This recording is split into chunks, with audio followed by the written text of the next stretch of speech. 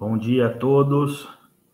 Eu sou o professor Darlan Marcelo Delgado, da FATEC de Mococa, e estamos aqui hoje nessa live para falarmos a respeito de um tema bastante importante nos dias de hoje, que são as competências, né? Então, essa live é justamente para podermos fazer aqui uma abordagem simples, porém bastante importante, sobre a questão desse tema, que no mundo do trabalho contemporâneo acabou alcançando um significado diferenciado, inclusive por causa da pandemia. Então, eu vou aqui fazer uma apresentação de slides, iniciando agora.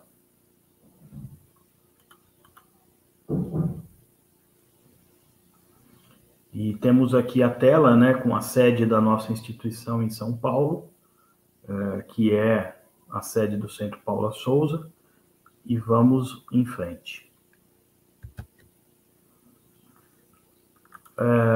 O título dessa live de hoje é Competências para a Era da Economia Digital e Globalizada. É uma atividade de extensão da Faculdade de Tecnologia de Mococa. Vocês que estão aí nesse momento participando receberão um certificado por essa participação nessa atividade, como sendo uma atividade, então, de 2 horas de extensão. E antes da gente iniciar, eu gostaria de informá-los que nós estamos com o nosso processo de vestibular do primeiro semestre para 2022 ainda aberto, mas já muito próximo de se encerrar o período de inscrições. Essas inscrições vão se estender até o dia 1º de dezembro próximo, né? Até às 3 horas da tarde, e somente podem ser feitas pelo site do vestibular, e o ingresso nesse ano será feito por meio de análise do histórico escolar, tá? Então, não acontecerá provas como tradicionalmente são feitas.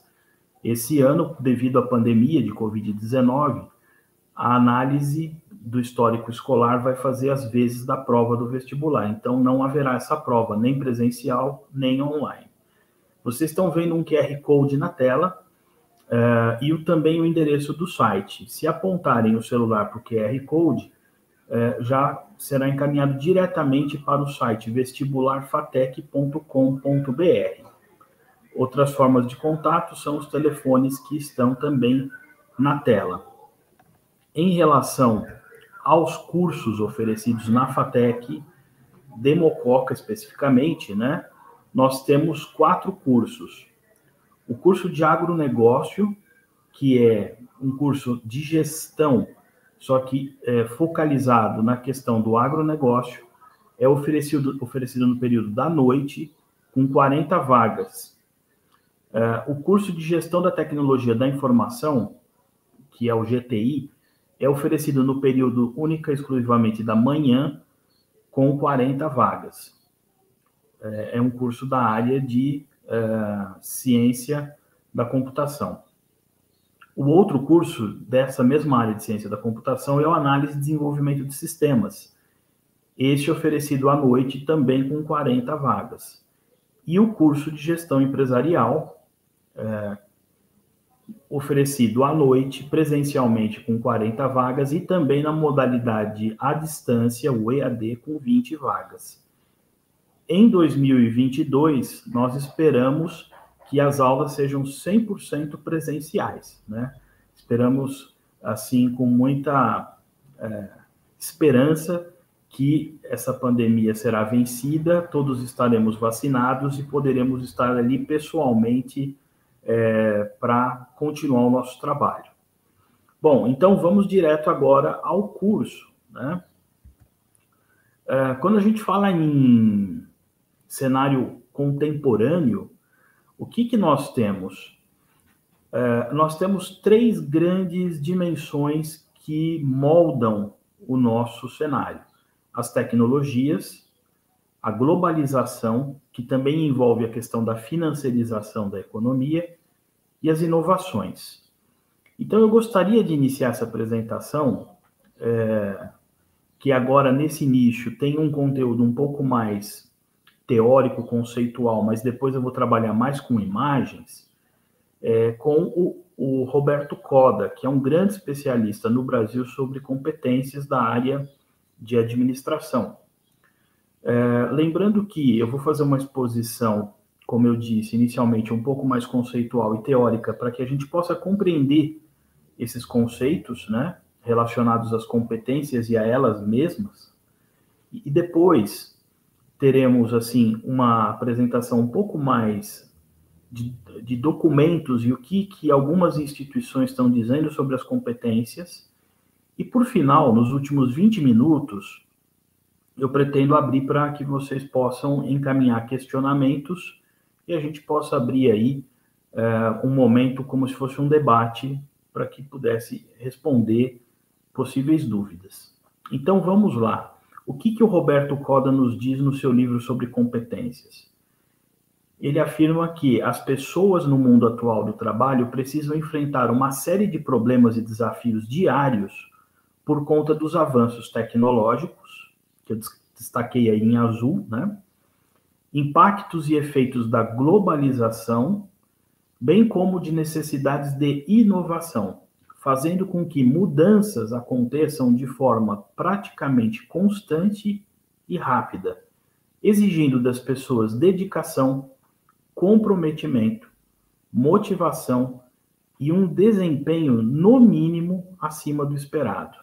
Então, vejam que essa frase, retirada do seu livro, ela é muito impactante, porque ela nos mostra todo o contexto, ou seja, a questão dos avanços tecnológicos, que cada vez são mais rápidos, os efeitos da globalização e da financiarização da economia, ou seja, essa conexão e essa conectividade que nós temos, a relevância que o fenômeno da inovação passou a ter no nosso dia a dia, na nossa vida cotidiana mesmo.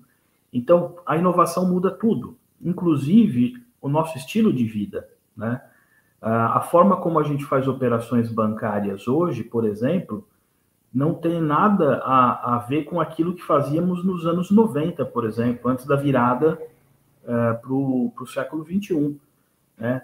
Estávamos acostumados a ir em banco, ficar em filas, enfrentar uma multidão dentro das agências bancárias. O que a tecnologia proporcionou? Ela proporcionou que a gente faça a maior parte das operações diretamente dos nossos smartphones ou dos nossos computadores, né? Via os aplicativos e softwares que são disponibilizados.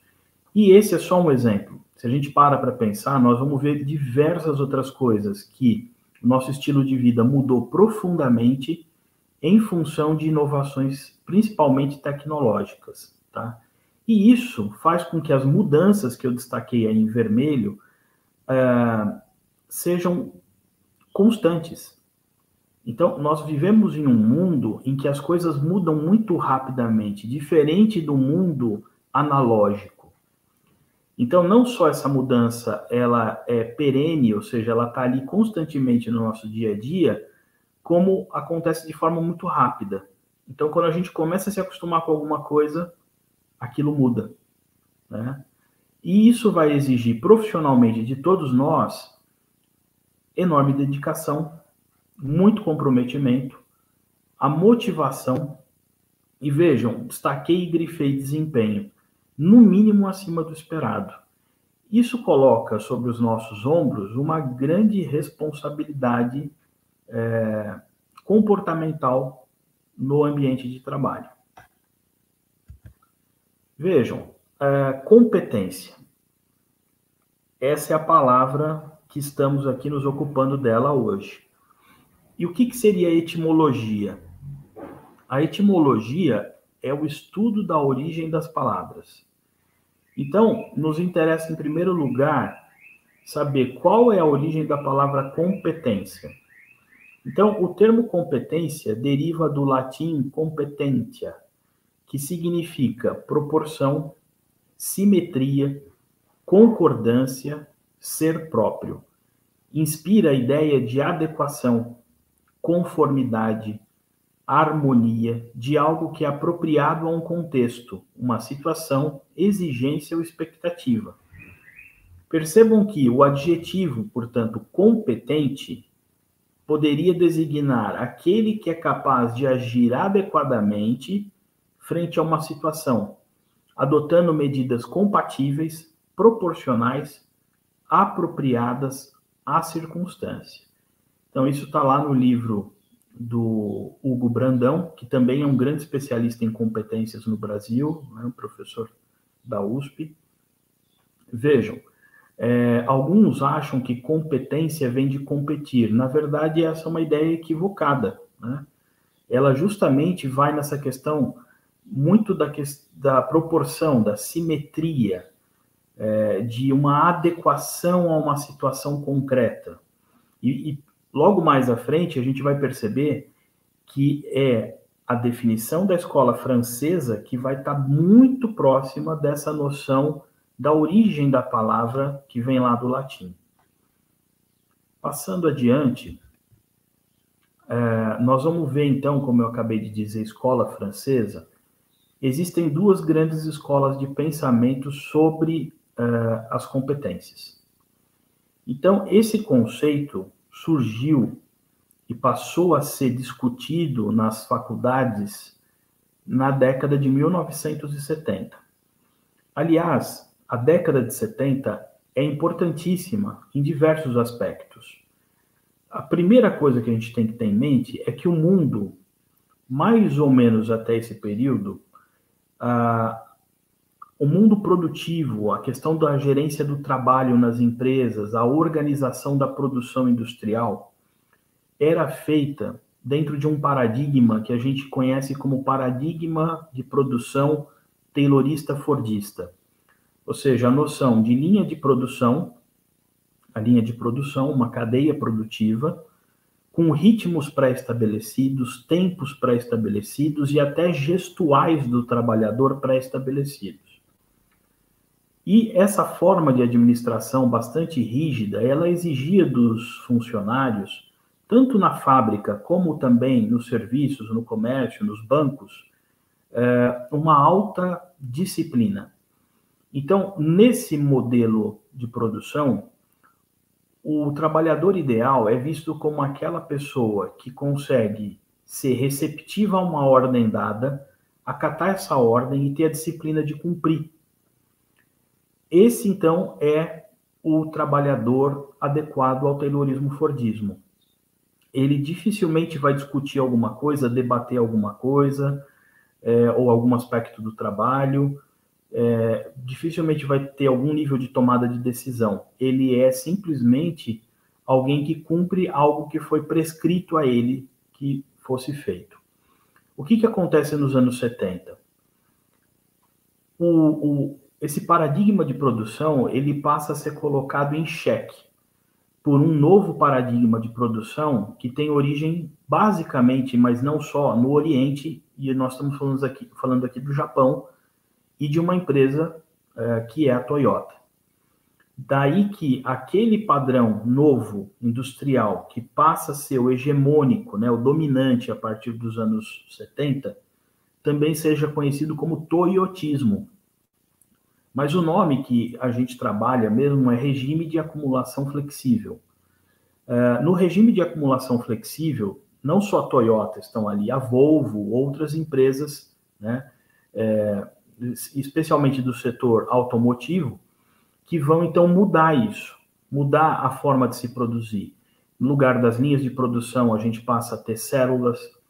No lugar de um trabalhador que só recebe ordens e obedece, passa-se a desejar um trabalhador que possa pensar sobre o seu trabalho, questionar a forma de fazê-lo e propor melhorias na forma de fazê-lo, de tal maneira que se obtenha melhor eficiência, redução de custos, maior qualidade e por aí vai.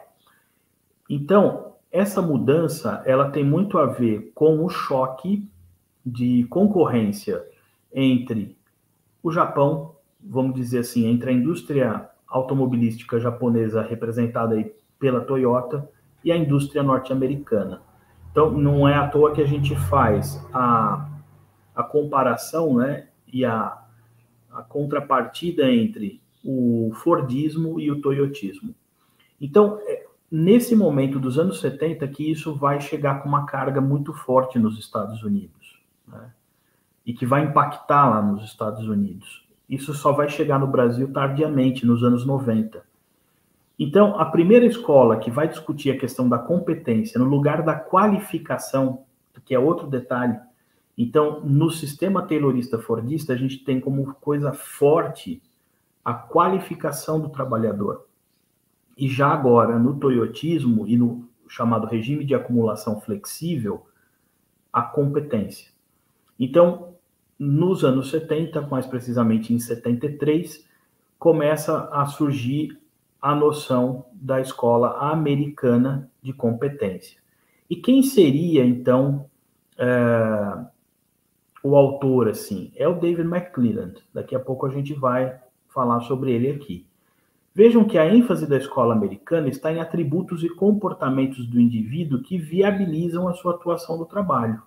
Então, vai se falar em atributos e comportamentos do indivíduo agora. Já a escola francesa associa competências, independentemente de qualquer tipologia, às realizações do indivíduo, frequentemente denominadas entregas, em determinado contexto, ou seja, aquilo que ele gera como resultado do trabalho.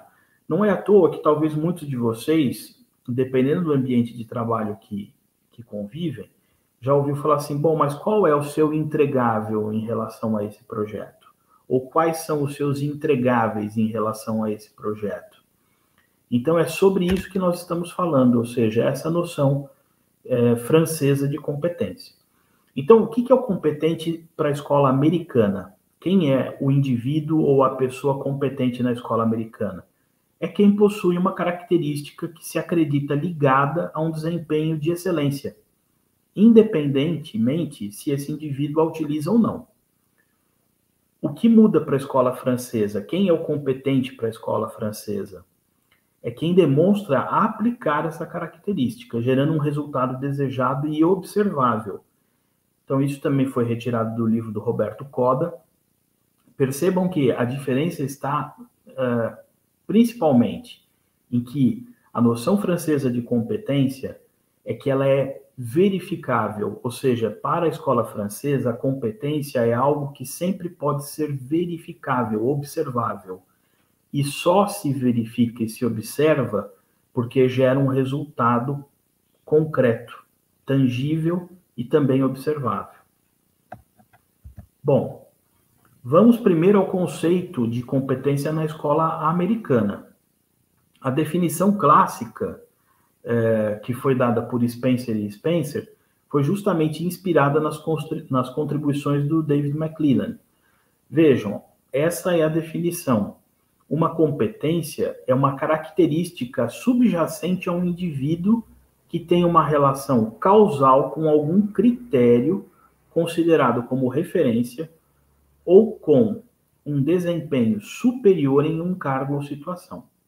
Então, a gente precisa compreender esses termos que eu destaquei em negrito, tá? na definição. O primeiro, que seria essa característica subjacente? Ela significa que uma competência é uma parte profunda e durável da personalidade de um indivíduo e que pode prever seu comportamento em uma ampla variedade de situações e atividades de um cargo. E o que seria a relação causal? Ela expressa que a competência determina, ou seja, ela causa o comportamento ou desempenho. Então, vejam, se a pessoa tem aquela competência, é ela que vai determinar o desempenho ou o comportamento dela na situação concreta de trabalho. Se essa competência está ausente da pessoa, se ela não demonstra essa competência, então não vai causar o comportamento ou desempenho esperado. E a questão da referência, né, como uma referência. A referência aí é um critério ou um padrão pré-estabelecido, justamente para predizer quem faz algo bem ou mal a partir de uma avaliação referida a este critério ou padrão. E aí entra um aspecto muito sensível, que é a questão da avaliação. Então, no mundo do trabalho contemporâneo, que é esse mundo centrado nas competências, as pessoas são altamente avaliadas, constantemente avaliadas. E essa não é, muitas vezes, uma situação muito confortável ou muito desejável para muitas pessoas. Porém, justamente só se pode avaliar a competência presente ou não nos trabalhadores, nos colaboradores, nos empreendedores, se e somente se eu posso observar um entregável, um resultado que é condição da existência, da manifestação dessa competência na situação concreta, tá? Então, infelizmente ou felizmente, a avaliação é algo que tem que ser vista como natural, como um processo que é inerente ao trabalho contemporâneo. Bom, e a escola francesa? A escola francesa tem diversos autores, mas, sem dúvida nenhuma, o mais conhecido, o mais difundido, é o Philippe Zarifian, né? E aí eu peguei no livro, no clássico livro dele, Objetivo Competência, 3 definições que ele vai colocando de forma encadeada, tá? Uma após a outra. E no meio delas ele vai explicando esses conteúdos. Então vamos tomar a primeira que aparece aí na tela. A competência é o tomar iniciativa e o assumir responsabilidade do indivíduo diante de situações profissionais com as quais se depara. Vejam como isso contrasta fortemente com o que se esperava de um trabalhador do modelo anterior, do modelo taylorista-fordista. Tudo que se queria no modelo taylorista-fordista era que o trabalhador simplesmente obedecesse aquilo que foi prescrito, aquilo que lhe foi ordenado. Então, quem era o bom trabalhador? O que cumpria aquilo que lhe foi colocado para ser feito. Então, ele fazia aquilo e era avaliado se fazia aquilo bem feito ou não. O que se espera agora? Que o trabalhador seja proativo, que ele tome iniciativa e, mais do que isso, que ele assuma a responsabilidade pelos resultados. Então, o assumir a responsabilidade coloca uma noção muito mais ativa do trabalhador em relação àquele comportamento passivo de antigamente. Então, sabe aquela cena comum que a gente, como usuário de um serviço ou consumidor de um produto, se sente extremamente incomodado? É você chegar em algum lugar para obter uma informação ou para comprar algo e a pessoa lhe responde de forma assim apática: isso não é comigo. Você se dirige a tal lugar. Ou não sei quem pode lhe ajudar, isso não é comigo. Então vejam que esse modelo ele já caducou, ele já venceu faz tempo, tá? No mundo, nós estamos falando dos anos 70, no Brasil chega isso tardiamente nos anos 90, e agora nós estamos aqui em 2021, ainda precisando falar sobre essas questões, né? Então, essa iniciativa e essa responsabilidade, ela vai fazer sentido numa situação concreta de trabalho. Por isso que eu destaquei situações profissionais. E essas situações a gente colocou anteriormente, como o Coda falou, elas são situações sempre novas, porque a mudança é constante. Então, o problema que eu enfrento hoje provavelmente é diferente do problema que eu enfrento na semana que vem. E a gente tem que estar preparado de diversas maneiras que nós vamos ver daqui a pouco para enfrentar essas situações profissionais. A segunda definição: a competência é um entendimento prático de situações que se apoia em conhecimentos adquiridos e os transforma na medida em que aumenta a diversidade das situações. Vejam, a ênfase é na prática, é um entendimento prático. Então, eu preciso saber resolver aquilo quando, de fato, eu estou ali no trabalho. Existe um problema, ele precisa ser resolvido. Existe uma meta que a gente quer atingir na empresa, como que nós vamos fazer para conseguir isso na prática? Então, esse entendimento prático, ele exige uma nova mentalidade que a gente chama de mindset, né? Agora, o quanto isso depende de conhecimentos? Vai depender de conhecimentos e de experiências acumuladas. Então, óbvio que o conhecimento que a gente adquire por meio da educação formal, nos cursos que a gente faz ao longo da vida, desde a educação básica, passando pelo ensino médio ou o ensino técnico profissional, a educação superior, a pós-graduação, tudo isso vai nos dando possibilidades de acessar conhecimentos. Mas os conhecimentos por si próprios e distanciados das situações práticas, eles não resolvem, tá? Então, esse entendimento prático é baseado em conhecimentos prévios adquiridos, mas que também vão ser transformados na medida em que aumenta a diversidade das situações que eu enfrento. Então, é um processo constante de, vejam, uma espiral. Eu estudo, adquiro conhecimentos, adquiro no sentido de tornar eles meus. Então, eu gosto de usar a palavra apropriação. A gente se apropria de conhecimentos. E esse apropriação, ele já leva para uma perspectiva educacional ativa e não passiva. Então, o que isso implica? Que quando a gente é aluno em alguma instituição, hoje, eu não posso esperar que tudo vai vir mastigado do professor. Não, o professor, ele é um intermediário entre o aluno, que está ali para se aprender no sentido de se apropriar de conhecimentos, de conteúdos, e os meios de se fazer isso, ou seja, todos os meios, livros, artigos, conhecimentos que estão disponibilizados na internet, no YouTube, enfim, em todas as mídias que a gente tem possibilidade hoje, fora a arte, né? Todas as manifestações artísticas que também são fonte de aprendizado. Então, vejam, a atividade e a proatividade, elas se contrapõem à passividade e à reatividade. Então, eu não quero mais na empresa hoje um funcionário que seja reativo, ou seja, ele só obedece aquilo que é colocado. E nem que ele seja passivo, então ele não toma a iniciativa. Nós queremos alguém que seja proativo, né?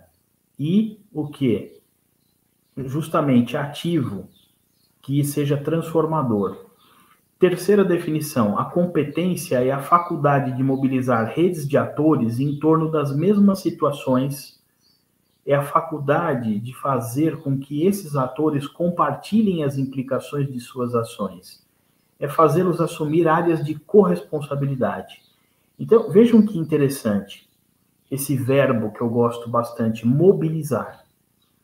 Então, da mesma forma que a gente mobiliza os conhecimentos que nós nos apropriamos durante o estudo em situações concretas de trabalho, nós também precisamos mobilizar as pessoas, que são essas redes de atores, os meus colegas de trabalho, superiores e hierárquicos, todos em torno das mesmas situações. Ou seja, fazer com que essas pessoas compartilhem as implicações de suas ações. É o saber trabalhar em equipe, é o saber se relacionar com os outros, o saber conviver. Então, nesse sentido, a gente trabalha com os outros, esse outro é alguém que tem o mesmo interesse que eu nesse local de trabalho, e juntos vamos assumir áreas de corresponsabilidade. Então vejam que é uma mudança de mentalidade aqui que se espera.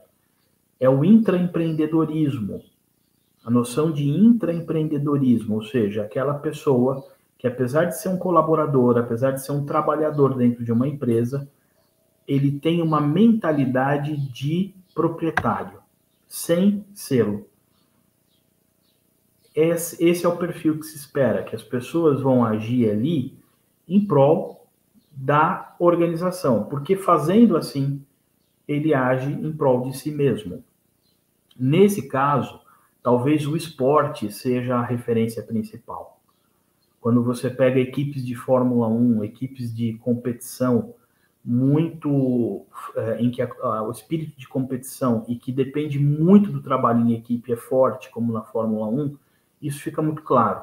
Não é à toa que muitas empresas acabam fazendo trabalhos com equipes de Fórmula 1 para poder aprender esse mindset deles e a forma de se trabalhar em equipe a ponto de você conseguir fazer um pit stop, que é a troca de 4 pneus em menos de 3 segundos, né?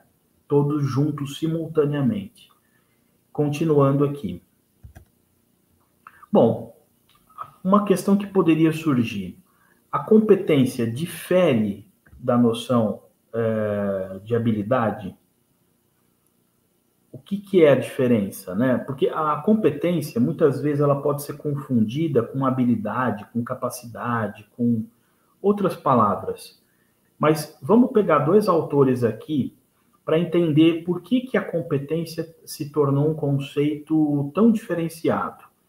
Esses 2 que eu cito inicialmente são os autores de uma obra de desenvolvimento de competências na área de educação profissional, tá? Killer e Rodrigo. Eles vão dizer o que não é uma competência e sim uma habilidade. Então vejamos o que eles falam. Um fazer restrito, limitado, repetitivo, embora possa ser muito complexo e inteligente, é no máximo uma habilidade e não uma competência. Um fazer que não seja submetido a uma reflexão e ao aperfeiçoamento constantes tende a se tornar rotineiro, uma pura habilidade, um fazer automático, nunca uma competência. Então, vejam as diferenças.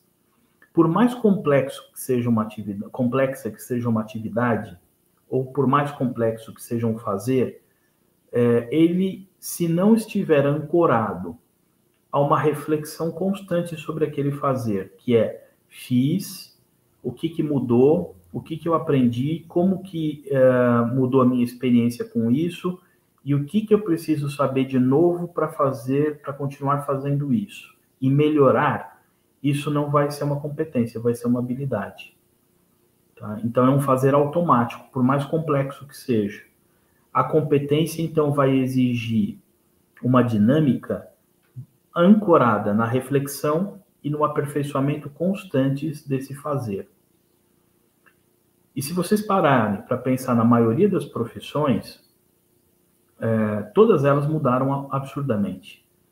Então, a forma como um dentista trabalha hoje para resolver o problema de uma cárie, o equipamento que ele usa, a técnica que ele usa, é algo dinâmico, que vem mudando e se aperfeiçoando. Então, os próprios instrumentos mudam, os produtos com os quais ele trabalha muda.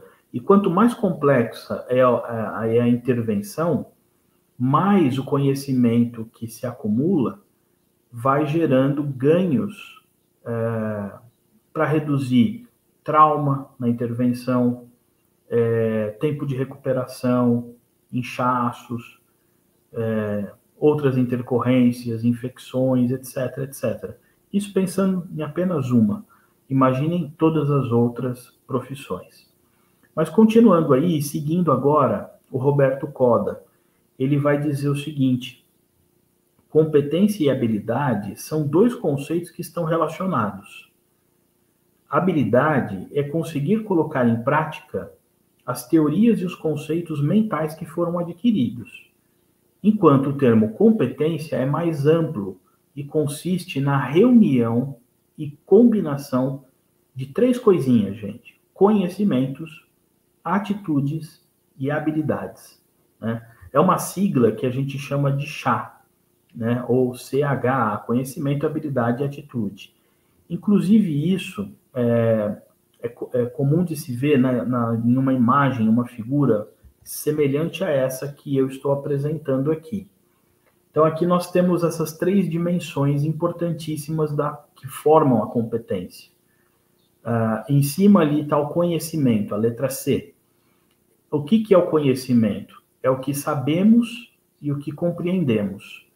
A interdisciplinariedade, os conhecimentos tradicionais, como a matemática, os conhecimentos modernos, como o empreendedorismo, e temas transversais, como a educação global, educação ambiental, educação inclusiva. Então, todas essas questões do conhecimento compõem uma parte do que a gente vai depender de ter para formar a competência. A segunda coisa são as habilidades. A habilidade, que é a letrinha H, é a dimensão técnica propriamente dita, tá? É o como aplicamos o que sabemos. Então, a criatividade, o pensamento reflexivo, a comunicação, a colaboração e as formas com as quais nós fazemos o que fazemos. É a nossa caixa de ferramentas, tá? E o terceiro ingrediente, talvez atualmente o mais importante, o que tem sido mais destacado e enfatizado, são as atitudes. Ou seja, a parte que a gente chama de atitudinal e comportamental do trabalho. É o como agimos e nos colocamos no mundo. Então aí entra a concentração, que é um problema crescente com telas, com redes sociais. Então, já existem pesquisadores no mundo de diversas áreas do conhecimento estudando os impactos negativos que as horas de tela seguidas diariamente têm promovido assim, grandes déficits com problemas na concentração, na aprendizagem de crianças e adolescentes, né? Então, a concentração, vejam que ela aparece aí em primeiro lugar. A curiosidade, a coragem, a palavra que agora na pandemia se tornou um mantra, a resiliência, né? A nossa capacidade de enfrentar obstáculos, dificuldades, problemas e seguirmos em frente de cabeça em pé. Como eu sempre digo para os meus alunos, se você tem uma dificuldade agora, olha o horizonte, né? Levanta a cabeça e olha o horizonte, olha para frente. A questão da ética, né? Num país como o nosso, que não é privilégio unicamente nosso, mas que é um problema que nós enfrentamos, né? A ética em todos os espaços de convivência social, não é só na política, é no dia a dia. A política é só um reflexo do que somos no dia a dia, né? Então, a questão do comportamento ético e a liderança, né? Então, essas 3 coisas combinadas, essas 3 coisas se sobrepondo, como aí na imagem, elas vão estar dentro de um campo grande que alguns especialistas hoje estão chamando de meta-aprendizagem, né? Ou metacognição aí, que é o seguinte: como pensamos e nos adaptamos? Qual é o meu modelo mental e qual é o avanço da minha mentalidade, que é o mindset, para que eu possa me adaptar a um mundo que está em constante mudança e que a velocidade dessa mudança está em aceleração, tá? Então, esse é o esquema que, se vocês forem procurar na literatura, vocês vão achar na maior parte dos livros algo semelhante a esse modelo. Bom, mas agora vamos passar para uma parte mais de compreensão disso, né, no mundo. Vejam, eu utilizei aqui o Snoopy, que é um personagem muito carismático, né, que todos gostam, o cachorrinho Snoopy, para pegar imagens dele e tentar reproduzir aqui essas 3 letrinhas. Então, os conhecimentos, quando a gente pensa em termos pedagógicos hoje, nós falamos em saber aprender. Então, o saber aprender é, na verdade, o aprender a aprender constantemente. É o que os especialistas chamam de aprendizagem ao longo da vida, o lifelong learning.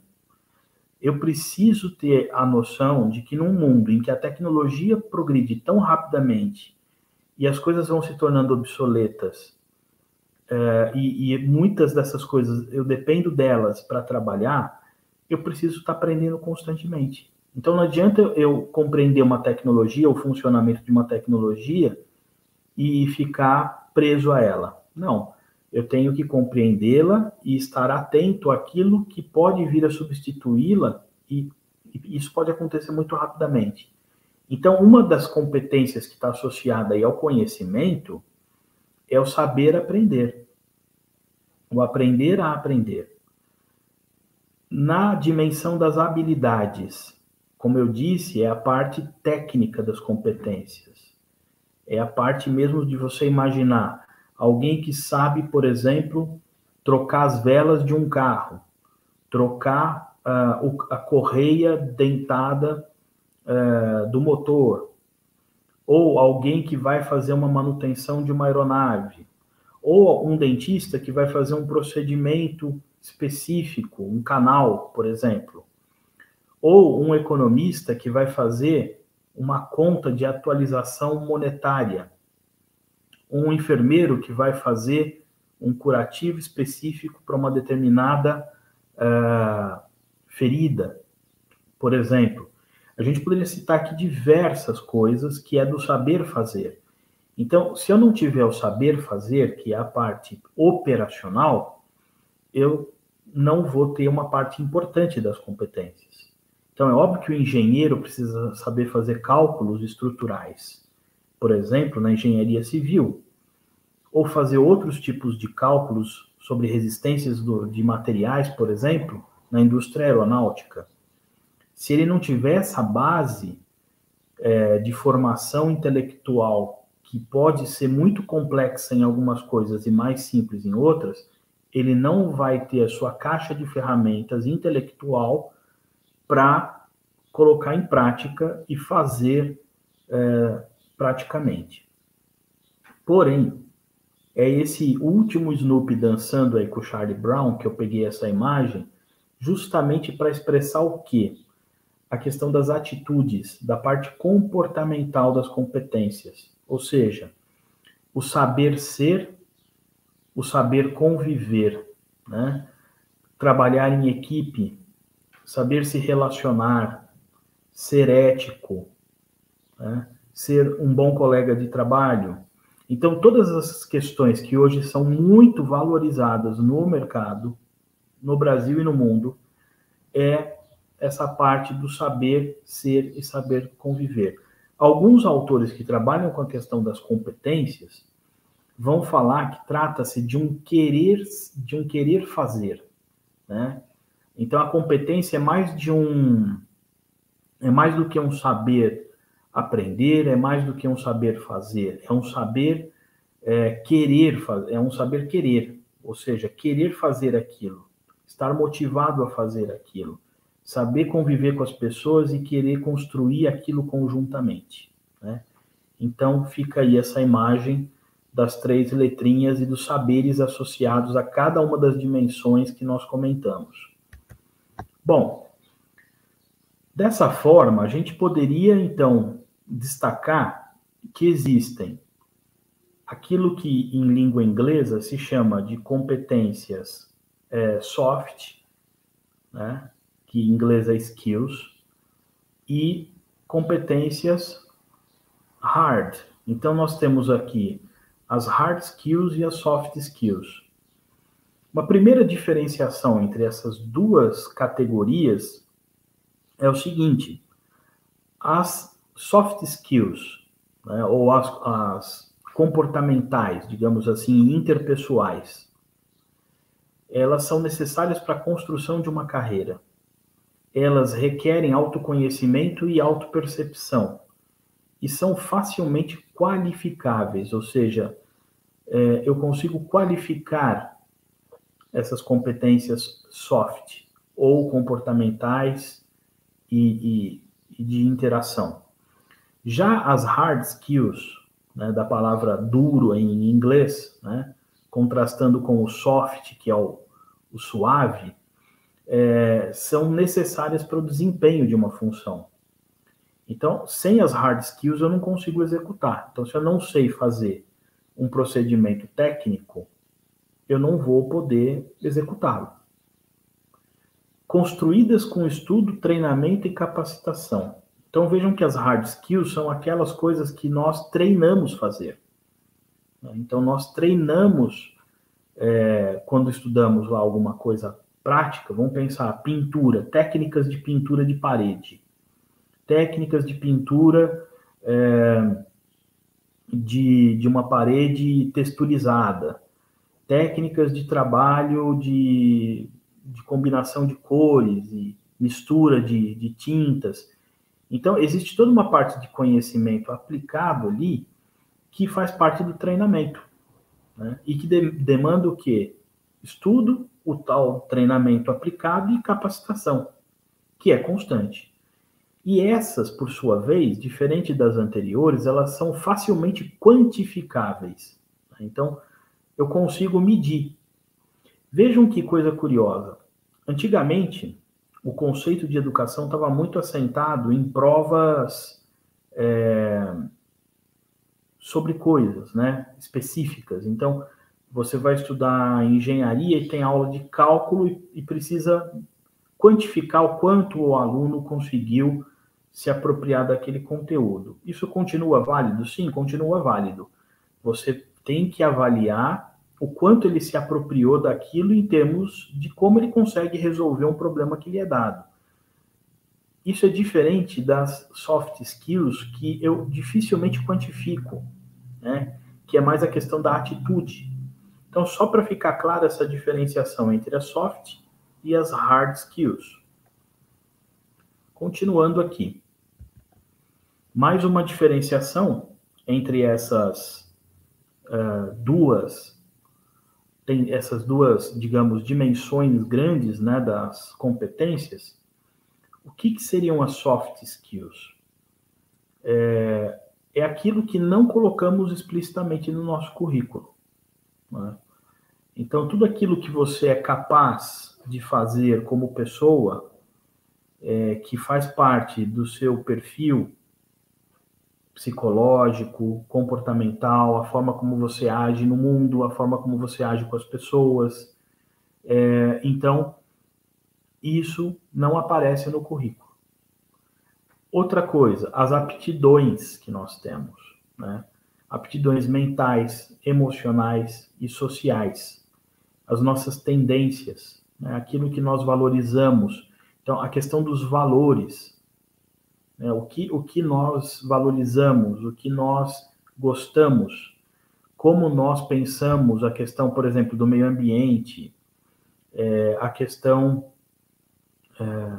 da inclusão, seja a inclusão de pessoas com necessidades especiais, seja a inclusão de pessoas que estão com restrições de oportunidades na vida ou em situação de vulnerabilidade social, né? Aquilo com que você se importa. Então, as coisas mais profundas, isso tem sido crescentemente valorizado no mundo inteiro. Então, são essas aptidões que aparecem em segundo lugar no desenho do cérebrozinho. A terceira coisa, o desenho do diploma. Então, como a gente já disse na tela anterior, elas são facilmente qualificáveis, né? Facilmente qualificáveis. Já as hard skills, quando a gente pensa em competências hard, é justamente aquilo que colocamos no currículo. Então, por exemplo, no meu caso, eu sou um economista. Eu tenho habilidades muito presentes, porque eu dou aula disso, com cálculos financeiros. Então, finanças aplicadas, cálculo de retorno de investimentos, cálculo de taxas de juros efetivas, taxas de juros reais, cálculo de prestações de financiamento, cálculo de valores presentes de dívidas, taxas de retorno de investimentos, como valor presente líquido, taxa interna de retorno, período de payback, que é em quanto tempo um investimento vai dar retorno, e todos os índices relacionados à vivência empresarial, os indicadores que a gente chama de contabilidade gerencial, e por aí vai. Então, isso a gente consegue expressar de forma muito clara no currículo. Então, vejam a diferença. Que tipo de conhecimentos ou de habilidades ou competências são, né? Aquilo que a gente coloca explicitamente no currículo é o que a gente, na academia, enquanto pesquisador, chama de conhecimento explícito. Tá? O conhecimento explícito é aquele que eu posso formalmente apresentar e transmitir. É o que eu dou na aula, por exemplo. Então, vou explicar para o aluno como se faz o cálculo do valor presente líquido de um fluxo de caixa de um projeto de investimento com um horizonte de 7 anos. Tá? Então, isso é perfeitamente explícito, eu consigo colocar ali. O que a gente não coloca no currículo? Os chamados conhecimentos tácitos, que são as formas não facilmente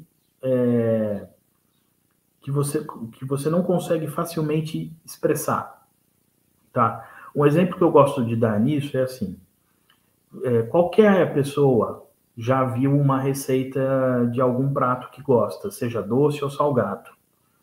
E aí você come aquilo de uma pessoa que tem uma habilidade enorme, tem uma expertise enorme em fazer aquele prato. E aí você, né, vai lá e fala, olha, você não poderia me passar a receita disso? Eu gosto tanto quando você faz, eu como, eu gostaria de tentar fazer. E a pessoa vai e coloca lá os ingredientes, as quantidades, as etapas de fazer, como se faz. E você vai e faz na sua casa. E não fica igual. Por que não fica igual? Porque a receita em si é o conhecimento explícito, né? É aquilo que a gente consegue expressar. Mas a forma de fazer, os jeitos, os macetes, aquela sensibilidade fina de como colocar, a ordem que colocar, que eu coloco o ingrediente, a temperatura que eu coloco o ingrediente, o ponto, isso tudo são sensibilidades e conhecimento soft que a gente chama de conhecimento tácito. Dificilmente se transfere, né? Dificilmente se transfere. Então, só para fazer essa distinção. Vejam que a segunda coisa que aparece nas hard skills é o desenho ali das engrenagens, justamente para mostrar o quê? O lado das aptidões técnicas, das certificações e das qualificações que a gente obtém estudando e nos diplomando, ou seja, aquilo que os economistas vão chamar de certificação, que também é uma forma de me credenciar a alguma coisa. Então, o que é o credenciamento que os economistas chamam? Por exemplo, vamos pegar concurso público. Aquela vaga específica, ela só pode ser assumida, por exemplo, por alguém que tenha curso superior na área de contabilidade. Então, qual é a credencial mínima exigida para o cargo? Que a pessoa seja portadora de um diploma de bacharelado em contabilidade. Então, isso aí é uma hard skill, porque depende daqueles conhecimentos que a pessoa se apropriou durante o processo de formação profissional dela na faculdade, de formação educacional, que ela vai expressar que tem se ela obteve o diploma. Então, o diploma é a credencial para dizer, olha, essa pessoa passou aqui 4 anos da sua vida dentro da universidade, foi aprovada em todas as disciplinas, ela, portanto, está credenciada. Ela sabe o que ela tem que saber. Tá? Mas a questão das atitudes, dos valores e de como ela vai agir com esse conhecimento está do lado das soft skills. E aqui, por último, o facilmente quantificável. Né? Então, eu consigo... Por isso que nos concursos públicos as provas são muito, às vezes, chatas em detalhes, justamente para tentar fazer uma diferença mínima entre um candidato e outro e hierarquizar as notas por necessidade de ordenamento. Né? Então, eu vou chamar o primeiro colocado, vou chamar o segundo, vou chamar o terceiro colocado. Então, aquelas questões extremamente difíceis e complexas que vão tentar medir o quanto alguém sabe de detalhes muito específicos, tá? Então, isso está do lado das hard skills e não das soft skills. Continuando. Esse quadro aqui, ele é interessante porque aí eu já pego um documento que é do Fórum Econômico Mundial, tá?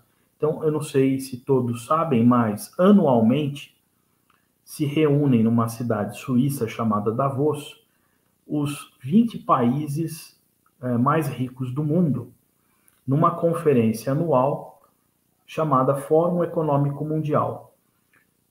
No entanto, o Fórum Econômico Mundial é hoje uma instituição que produz conhecimento, que produz relatórios, que produz diagnósticos, que indica quais são tendências diversas na economia mundial. E essa figura que está aí na tela, justamente, ela é de um documento de 2018 que mostra as soft e as hard skills para o futuro. Então vejam que está em inglês, né? Do lado esquerdo a gente tem as soft skills, do lado direito as hard skills. Então vamos primeiro às hard skills, ou seja, as competências efetivamente técnicas. É muito valorizado a questão da economia digital, que dá título, inclusive, a essa minha apresentação. Então, o processo de digitalização, ele já vinha muito forte, muito antes da pandemia. Né? É um processo que vinha caminhando a passos largos. Então, vejam que em 2018 a gente não tem pandemia ainda. Tá? Que é o momento que esse documento foi publicado. E isso aqui é só uma imagem que está dentro desse documento. O que se exige das pessoas ali, em primeiro lugar, ó, que está escrito em inglês, fluência digital. Aí você vai falar, puxa, mas o que é fluência digital? Eu já ouvi falar em fluência em inglês, fluência numa língua estrangeira, como o alemão, ou no mandarim, né? Mas o que seria fluência digital? Esse termo, gente, é extremamente importante. A fluência digital significa que nós não nos sentimos distantes da tecnologia, das novidades tecnológicas e de poder operar, utilizar e aplicar essas tecnologias tanto na nossa vida do dia a dia, fazer uma tarefa com o smartphone, ir ao banco, ir ao supermercado que tem algum aplicativo, alguma operação. Então já existem supermercados que, mesmo em cidades pequenas como aqui eu moro, em que você não tem pessoas no caixa, você passa as mercadorias num leitor óptico, ele fala ali quanto deu a compra, você vai inserir o cartão de crédito ou de débito, vai digitar a senha, vai pagar e vai embora. Tá? Então, operar essas coisas depende disso que está sendo chamado de fluência digital. Operar um simples app de banco no seu smartphone depende de fluência digital. Pegar 3 documentos em arquivo PDF que estão separados e juntá-los em um único arquivo PDF para um propósito, por exemplo, entregar um trabalho para um professor, é fluência digital. Desculpem, só tomar uma água. Então, a fluência digital é algo que depende de aprendizado constante, ou seja, o lifelong learning, o aprendizado ao longo da vida. Se a gente não tem essa fluência digital, nós ficamos o quê? Excluídos, o que é uma sensação muito ruim. E essa sociedade, por exemplo, acaba excluindo, não de forma intencional ou deliberada, os idosos, mas justamente porque os idosos que nós temos hoje não são nativos digitais. Eles nasceram muito antes da existência de computadores, né? Provavelmente, os jovenzinhos de hoje, as crianças de hoje, que já são nativos digitais, talvez, quando estejam lá com os seus 70, 80, 90 anos, eles tenham uma relação diferente com o mundo digital e com esse mundo dos computadores. Mas as pessoas que estão hoje nessa faixa etária, elas têm dificuldades. Elas precisam de ajuda em bancos, em lotéricas, às vezes, em outras instituições sociais. Por quê? Justamente porque não tem essa fluência digital, né? A segunda coisa que aparece nesse quadro, interação e conectividade, que estão em inglês. Então, a capacidade de se relacionar e de estar conectado em rede. Em rede, nesse caso, redes como LinkedIn, redes profissionais, redes de compartilhamento de conhecimento, de troca de informação, né? Grupos informais mesmo, que discutem coisas que são de gosto comum, de interesse comum. E o terceiro ponto desse quadrante digital, o design digital. Vejam, design digital. Em português aqui seria, né, o desenho digital ou arquitetura digital. Significa que nós precisamos mudar o nosso mindset do mundo analógico para o mundo digital. Eu vou dar um exemplo para vocês. Nos anos 90, quando eu cursava economia na USP, o computador era algo muito... estava começando, engatinhando, e a internet também, né, nos anos 90. E aí, por exemplo, você tinha uma aula de finanças e resolvia tudo na mão. Tudo na mão. E aí tinha aquelas listas de exercício enormes para você repetir em várias situações, com várias incógnitas diferentes e calcular aquilo. Hoje, modernamente, isso tem que ser feito de que maneira? Da maneira que o aluno possa não só entender aquele conceito e fazer aquela operação, mas transpor aquilo para uma plataforma digital. Então, para mim, hoje, como professor, o ideal seria que o aluno não ficasse fazendo 20 exercícios, 30 exercícios, 50 exercícios na mão, mas que ele falasse, não, eu já entendi isso aqui, agora eu vou sentar numa planilha eletrônica e vou criar um processo automatizado em que não importa o valor que eu coloque aqui, eu sempre vou chegar no resultado que eu quero. Porque é isso que as empresas esperam, que você apresente uma solução para um problema concreto. Essa resolução geralmente é um processo automatizado, ágil e que gera uma resposta. Então, vejam que isso implica não só que o aluno possa compreender aquele conteúdo de finanças, mas que ele tenha a capacidade e a autonomia de sentar diante de uma linguagem tecnológica. Pode ser uma planilha eletrônica simples do Excel, ou uma coisa mais sofisticada, como um programa Python, ou um software R, e escrever o algoritmo que leva à resolução daquele problema. Então, mudou o mindset. Tá? Isso mudou. Isso implica em mudanças no ensino, que a gente tenta fazer na educação profissional, mas também mudou no comportamento que se espera das pessoas no trabalho. Agora, vamos aqui ao segundo quadrante das hard skills. Data literacy. O que é isso aqui? Uma alfabetização de dados. Olha que interessante essa expressão. Então, nós precisamos ter fluência digital e uma alfabetização em dados. Por quê? Porque nós vivemos em um mundo da informação. Tanto é que a segunda coisa é a ciência de dados, data science. Tá? Então, eu preciso estar alfabetizado do ponto de vista dos dados, da informática. Eu preciso saber operar sistemas de informação.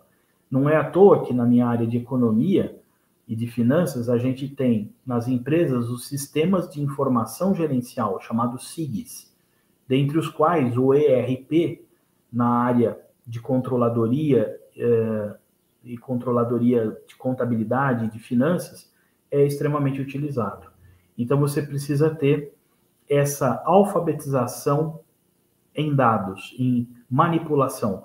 Então, eu preciso saber acessar dados, filtrar esses dados, manipular esses dados, transformar esses dados em informação e, por último, transformar a informação em conhecimento.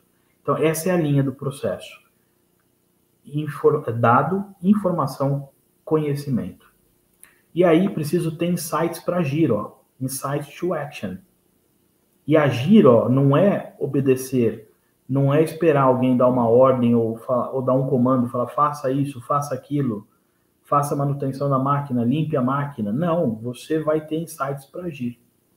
É uma perspectiva de autonomia e de proatividade, de iniciativa. Passando para o lado das soft skills, nós temos a inteligência interpessoal e humana. Olha que interessante. Inteligência interpessoal e humana. Primeira coisa, colaboração. Saber trabalhar em equipe, saber se relacionar, saber dialogar, saber se expressar. Um dos grandes entraves que nós temos hoje, e aí a tecnologia ela tem o seu lado ruim, é que as gerações atuais leem muito pouco, elas são muito focadas em imagem, tá? Isso há filósofos estudando já. O Christoph Türk, que é um filósofo alemão, inclusive tem um trabalho muito interessante sobre o impacto das imagens e da velocidade das imagens nos jovens. E ele criou um conceito que é conhecido como distração concentrada, né? Você se perde porque você uma hora estava vendo um vídeo, depois ouvindo uma música, depois recebendo um WhatsApp, depois conferindo o seu feed no Facebook. Então, você não se concentra em uma coisa específica. A capacidade e o tempo que a pessoa consegue estar concentrada é pouca. E isso interfere demasiadamente na leitura e interpretação de textos. Quem lê pouco dificilmente vai conseguir desenvolver uma riqueza e um domínio linguístico adequados. E isso vai acabar prejudicando as competências de comunicação oral e escrita. E no mundo de relacionamentos, saber se comunicar com eficácia, que é atingir o objetivo proposto, com clareza, com objetividade e coisas que tenham uma argumentação sólida, racional, com começo, meio e fim, e uma conclusão racional, são fundamentais. Então, esse é um grande desafio para a educação hoje e que nós enfrentamos lá na faculdade, né? Poder fazer um aluno compreender que ele precisa desenvolver uma capacidade de comunicação oral e escrita com clareza e dominando, obviamente, a língua. Não só a própria língua mãe, no nosso caso a língua portuguesa, mas como a língua inglesa, né? Então, isso é fundamental. A questão da criatividade, óbvio, né? Ela sempre aparece, não poderia deixar de ser. Esse talvez seja algo que vocês não tenham ouvido falar, mas é o pensamento crítico, critical thinking. Ou seja, eu preciso ter um pensamento crítico. O que é pensamento crítico? É você colocar em dúvida alguma coisa ou colocar aquilo em estado de suspeição. Ou seja, eu tenho um problema nesse computador, não consigo resolver. Suspeito que seja tal coisa que esteja acontecendo. E você vai lá tentar colocar aquilo em teste com hipóteses para ver se resolve o problema. Então, o pensamento crítico aqui é justamente você pensar em como eu resolvo um problema ou como eu consigo obter um objetivo, uma meta. Como podemos fazer isso? De que forma nós podemos fazer isso? Então, é o momento do planejamento, do pensamento, do colocar aquilo sob investigação. E vejam, empatia é o último item aqui. Empatia, que é algo que falta a muitas pessoas, infelizmente. A qualidade ou capacidade de se colocar no lugar do outro, né? Me lembro do texto do Jean-Jacques Rousseau, do filósofo, né? Que ganhou o prêmio da Academia de Dijon com o texto que fala sobre a origem da desigualdade entre os homens. E uma das coisas que ele aponta nesse texto é justamente a falta de empatia, né? A falta de saber se colocar em relação ao outro e aquilo que a pessoa sente. A questão do crescimento, olha que interessante, no lado das soft skills. Então, o crescimento pessoal, tanto como pessoa ali, como ser humano, mas também como profissional. A adaptabilidade, em primeiro lugar, a capacidade de se adaptar a situações, a cenários, a capacidade de se adaptar a mudanças. Então, isso é fundamental hoje. A resiliência, já mesmo antes da pandemia, em 2018, já se falava em resiliência.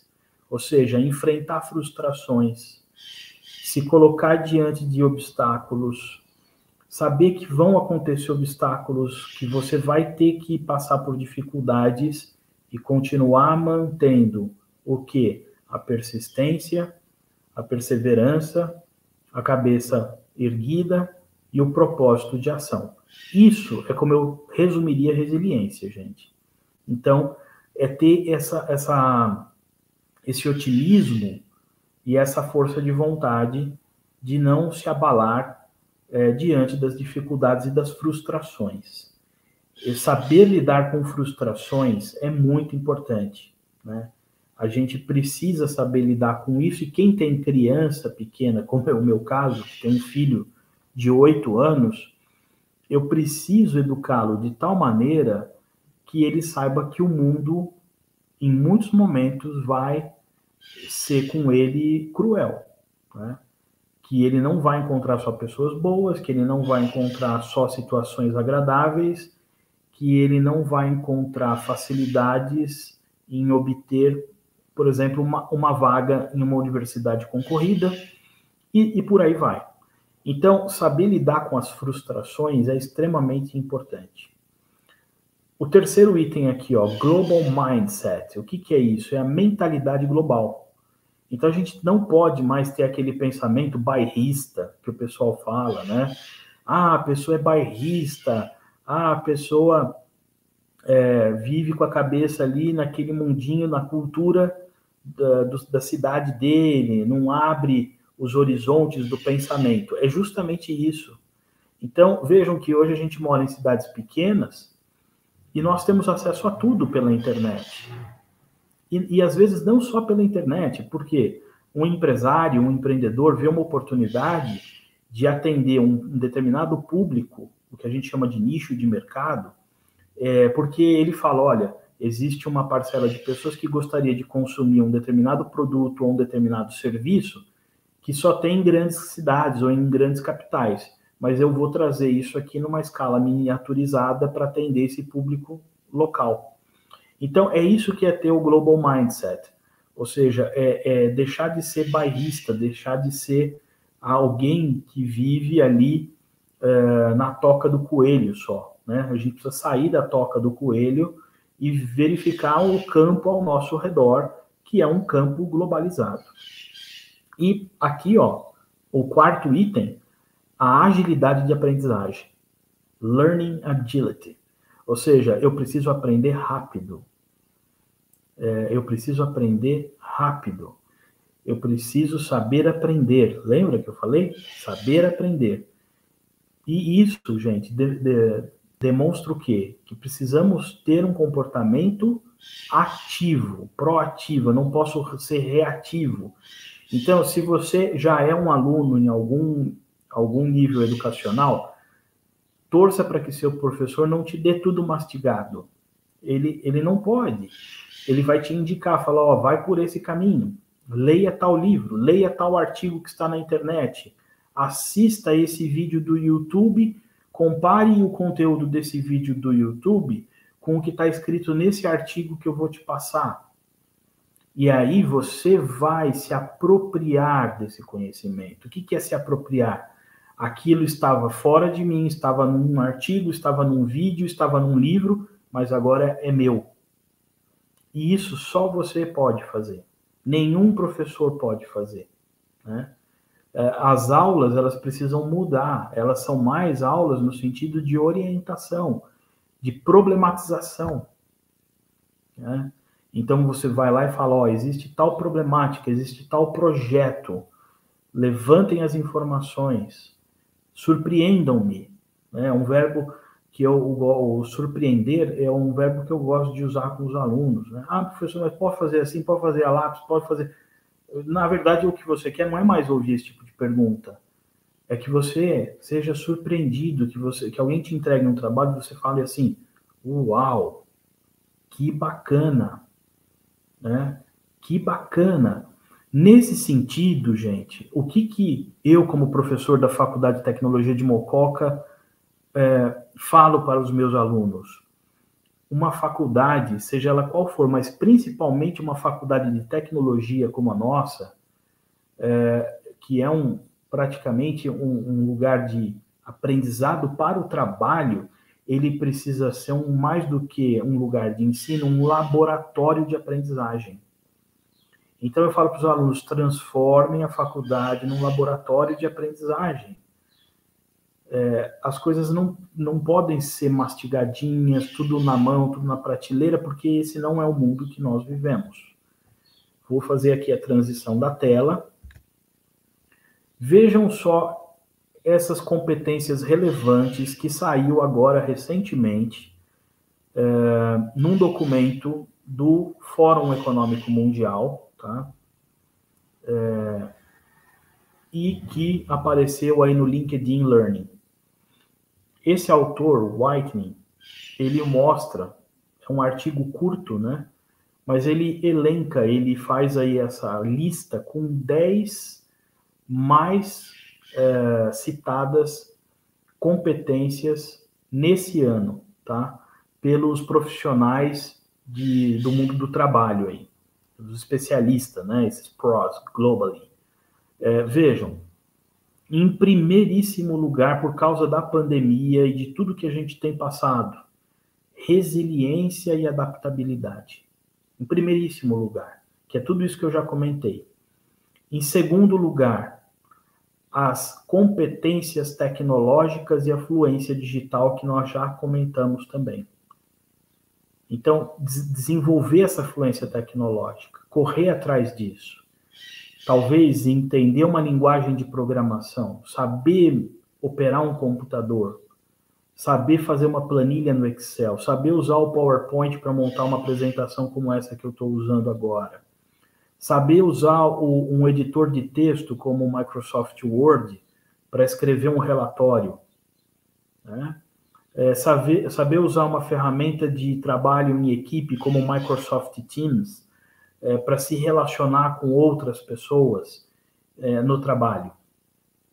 Terceira competência, e é nessa ordem, está ranqueado. Comunicação por meio de times remotos, né? Ou seja, comunicação por meio de, como a gente está fazendo, via canais como o YouTube, outros, o Meet, o Zoom, ou seja, todas essas ferramentas e instrumentos que a gente tem de comunicação, não só de tempo síncrono, ou seja, ao vivo, como eu estou fazendo aqui essa live, mas também de se comunicar usando ferramentas que, a hora que ele abrir lá o computador ou o smartphone, vai ter a mensagem ou a comunicação necessária para resolver algo. Quarta competência, a inteligência emocional. Então, a inteligência emocional é extremamente importante. saber lidar com a frustração, saber lidar com as pessoas. E isso a gente tem visto, infelizmente, na mídia e por causa das redes sociais, uma falta de etiqueta muito grande, uma falta de equilíbrio muito grande, uma falta de... não é simplesmente de etiqueta, mas de um comportamento adequado nas situações adequadas e saber distinguir aquilo que é público daquilo que é da vida privada, né? Então, muito comportamento que é da dimensão da vida privada que acaba indo para a vida pública e as pessoas se queimam nas redes sociais, tá? Porque hoje as empresas, no processo seletivo, elas vão sim consultar as redes sociais das pessoas para saber como elas se comportam, como elas agem, quais são os valores que ela defende, entendeu? Então, a inteligência emocional é muito importante. A quinta competência, essa capacidade de colaboração entre times, entre pessoas, né? A cross-functional collaboration, ou seja, uma colaboração muito estreita entre as pessoas na dimensão da vida do trabalho. Sexta, liderar por meio da mudança. Então, o liderar por meio da mudança é justamente se antecipar. Como que você se antecipa? Você mesmo gerando a mudança. Tá? Aqueles que ficam olhando para o passado, os saudosistas, mas a vida era melhor assim, mas não sei o quê. Eu costumo falar com os meus alunos que quando eu era criança, muita gente tinha medo de ir no dentista. Para começar, por causa da anestesia. Bom, vocês imaginem o que era tecnologia de produção de agulha nos anos 80, né? E o que é tecnologia de produção de agulha nos anos 2020. Ou seja, as agulhas são muito menos rombudas, né? Elas são já desenhadas,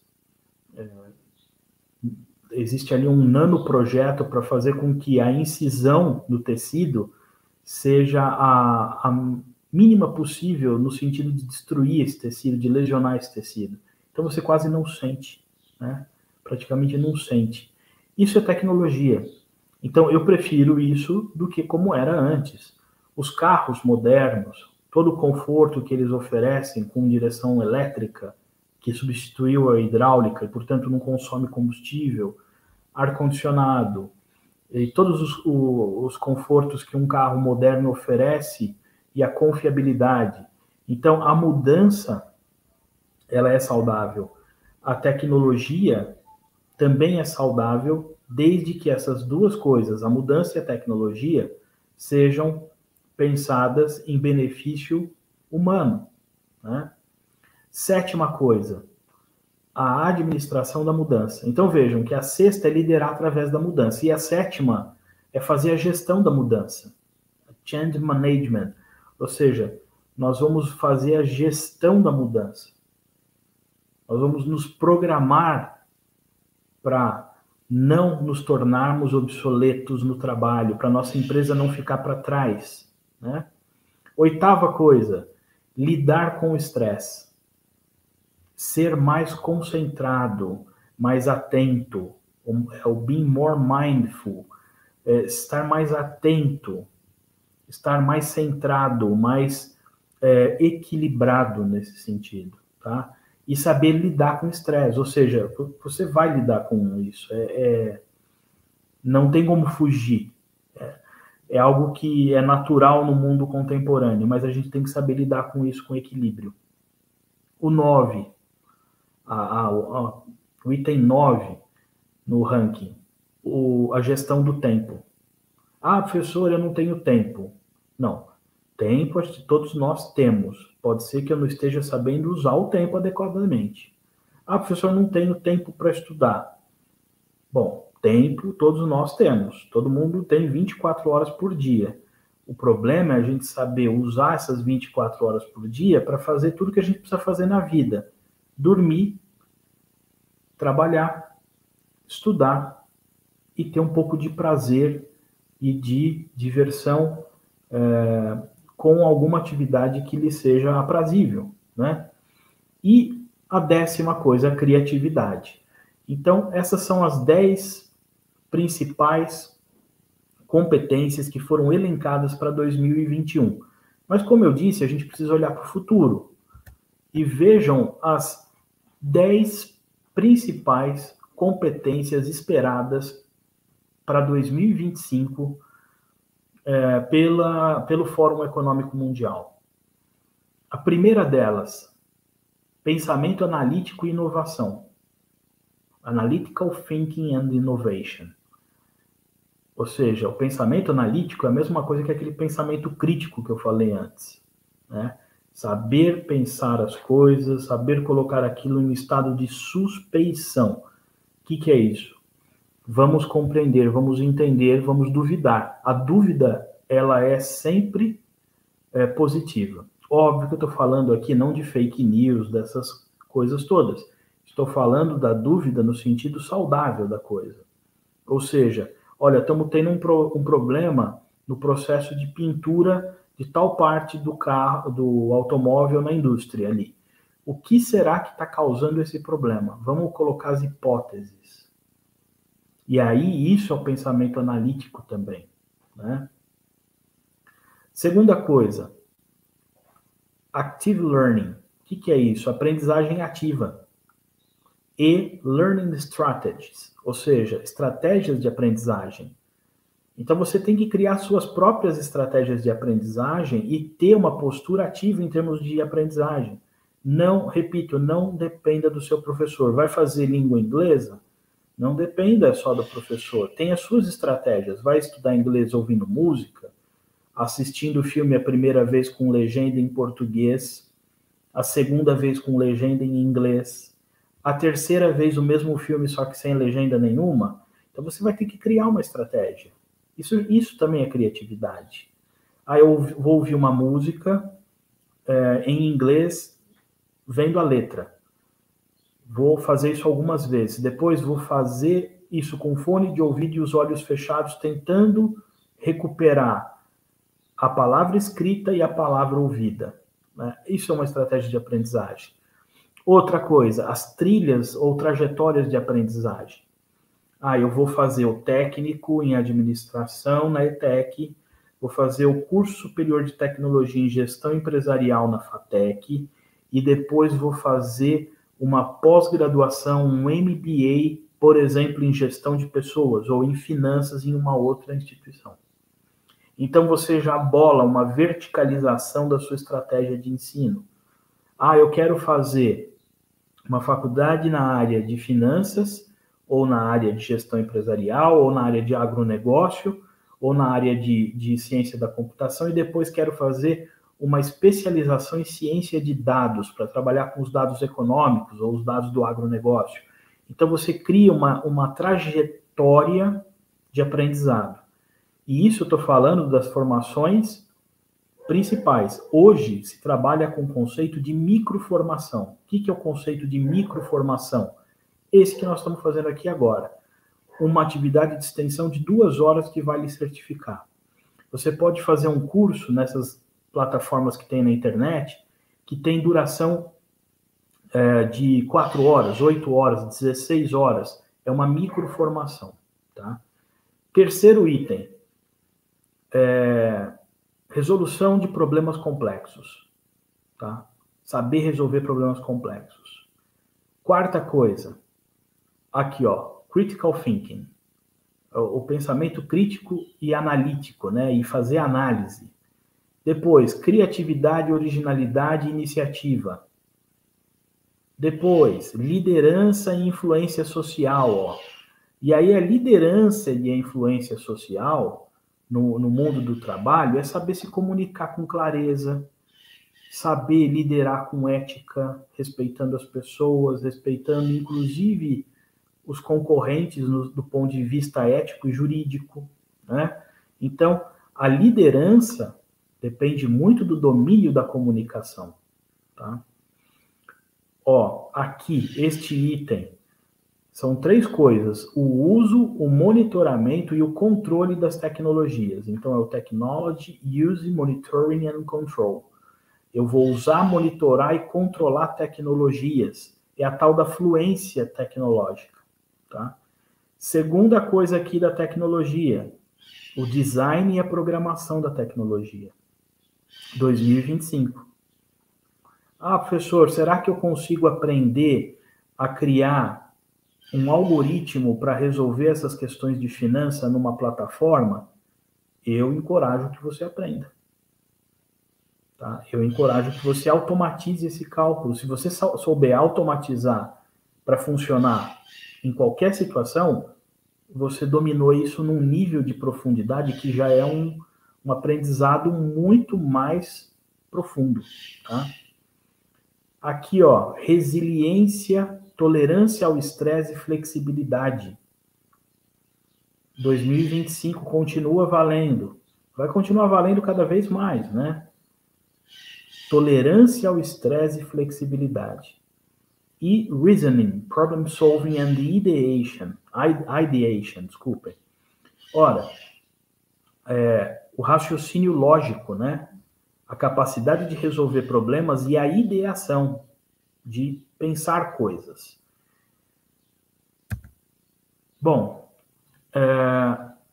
nós chegamos aqui no ponto, em quase final da minha exposição, porque aí eu vou abrir daqui a pouco para as perguntas, que é essa imagem muito interessante, né? Às vezes uma imagem diz mais do que 1000 palavras, mas para mim a ideia de múltiplas competências, né? Porque a gente acabou de apresentar múltiplas competências, porque não significa que eu vou ter só essa, não.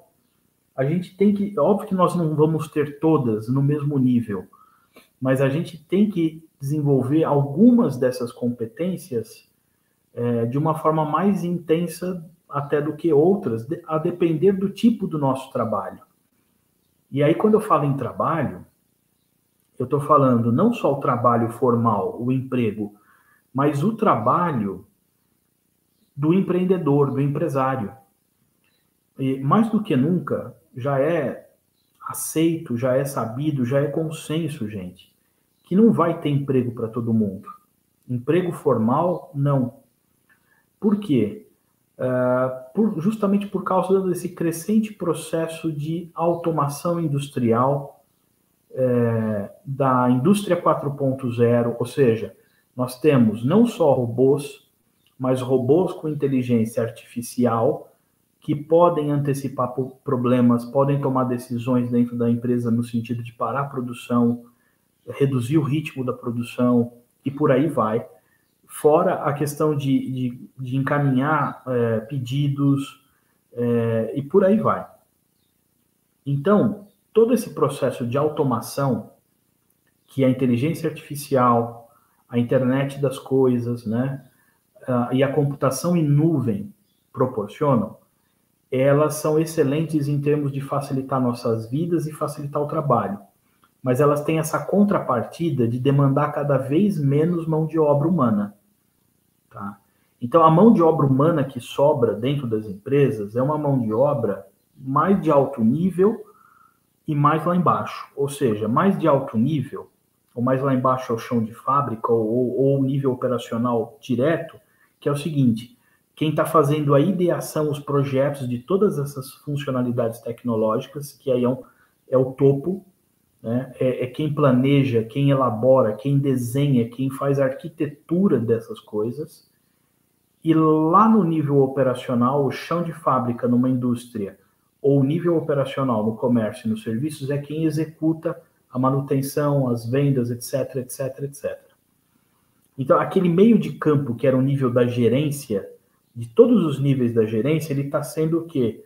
Ele está sendo comprimido e praticamente reduzido ao mínimo. Isso reduz bastante o número de pessoas. Fora que hoje bancos físicos com aquele monte de caixas, por exemplo, já não fazem mais tanto sentido, né? Então, a indústria 4.0, ela tem consequências não só para a indústria, mas para a prestação de serviços e para o comércio. E esse artigo do Dias, que é um artiguinho de 2 páginas, tá? É um texto da internet que ele escreveu na Federação Nacional dos Engenheiros, que se chama Indústria 4.0, chama Simbiose entre Hard Skills e Soft Skills. É muito legal. Se vocês procurarem isso no Google, vocês vão achar esse texto. Ele também está nas referências dessa apresentação. E nesse artigo se traz essa imagem que eu acho muito emblemática e muito representativa, né? Justamente porque remete meio que ao deus Shiva, né? Da cultura indiana, e que mostra todas as competências. Vejam, os símbolozinhos, né?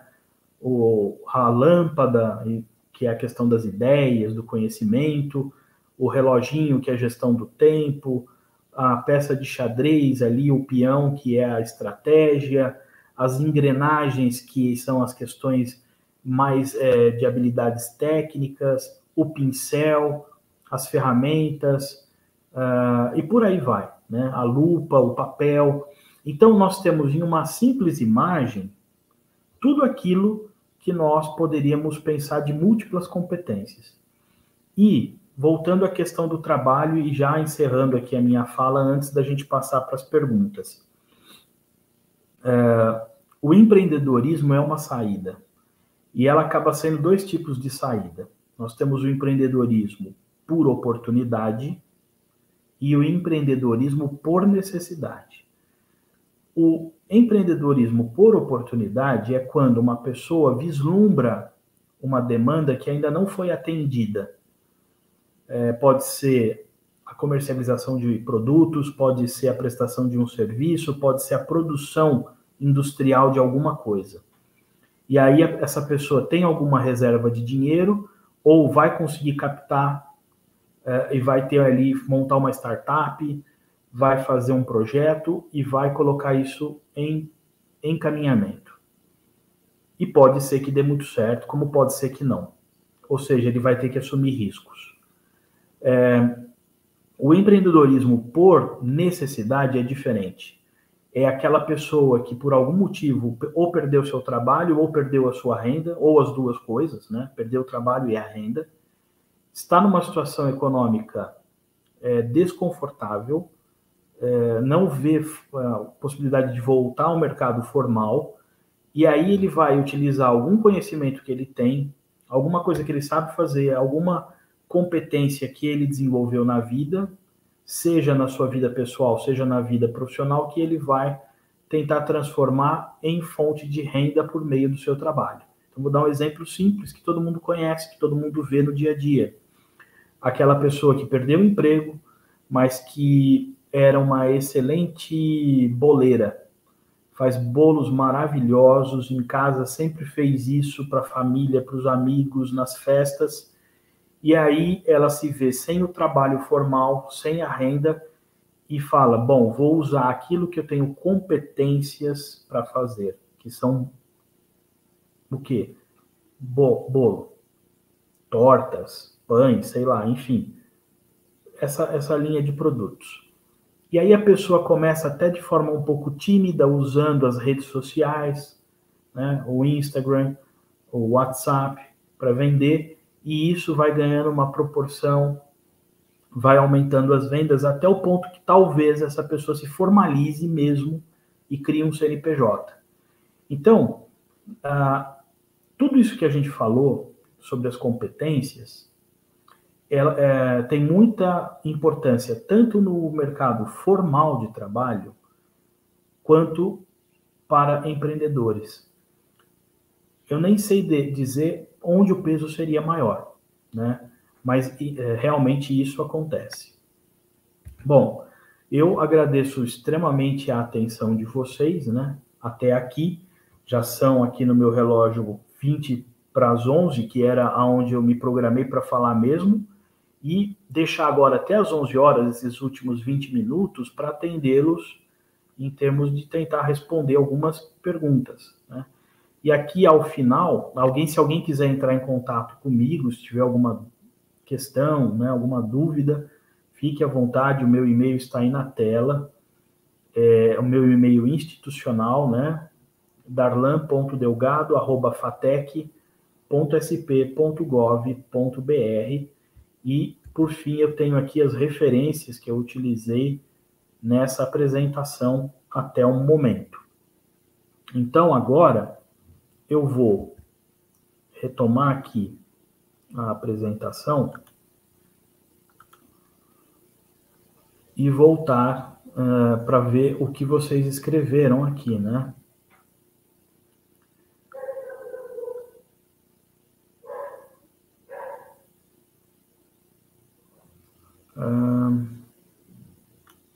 Por enquanto, nenhuma questão foi colocada, né? Mas se vocês quiserem, eu estou aqui à disposição para responder. É só escrever aí no chat. A gente pode tirar as dúvidas que porventura tenham ficado para que a gente possa encerrar aqui.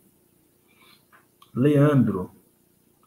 Professor Darlan, diante do cenário pandêmico, podemos perceber que muitos se deram bem investindo em pessoas e outras tanto em tecnologia. Na sua opinião, é viável focar apenas em um segmento ou optar por ser multissegmentado? Leandro, prazer poder estar falando aqui com você, viu, hoje, nesse sábado, nessa manhã gostosa de sábado. Eu acredito que depende muito da situação, né? Sempre essas questões, elas não vão ter uma resposta unívoca. Depende, por exemplo, vamos pensar assim, em termos de quantidade de recursos. Quando a gente pensa num grande investidor, como aquele cantor sertanejo Sorocaba, ele acabou virando um grande anjo, né? Ou seja, ele coloca dinheiro que ele tem de outros projetos pessoais em projetos que ele vislumbra que tenham um grande potencial. E aí, totalmente segmentado, de vários tipos diferentes, né? De muitos tipos diferentes. Alguns vão dar muito certo, outros vão dar mais ou menos certo, e a maioria deles não vai dar certo. Então, ele corre o risco, e nesse risco que ele corre, diversificando o investimento, ele acaba tendo sempre lucro, porque quando dá certo, dá muito certo e o retorno é muito alto. Obviamente que essa é uma situação totalmente contrastante com o microempreendedor, com o empreendedor individual, que tem recursos muito escassos, que tem poucos recursos disponíveis, né? E que, portanto, não vai poder fazer investimentos multissegmentados ou multissetor. Então, aí, o ideal é que antes dele tomar uma decisão, ele faça um bom plano de negócios, que ele esteja muito certo de que há demanda para aquilo que ele está pretendendo operar, que ele faça uma mínima pesquisa de mercado, uma prospecção, que a gente chama, né? Justamente para verificar, há público a ser atendido, há uma demanda reprimida ou não adequadamente suprida para a gente atender. Aí, nesse caso, ele deveria investir naquilo que ele acha que tem uma oportunidade de demanda maior e que os seus recursos e a sua expertise sejam adequados a dar atendimento a esse setor. Não sei se eu respondi, mas essa seria a minha orientação como economista nesse caso. Mais alguém gostaria de perguntar alguma coisa?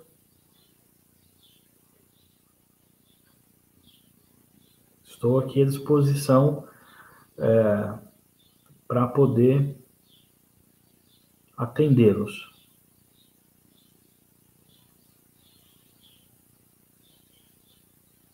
Acredito que, por enquanto, não tem outras questões, né, dos participantes.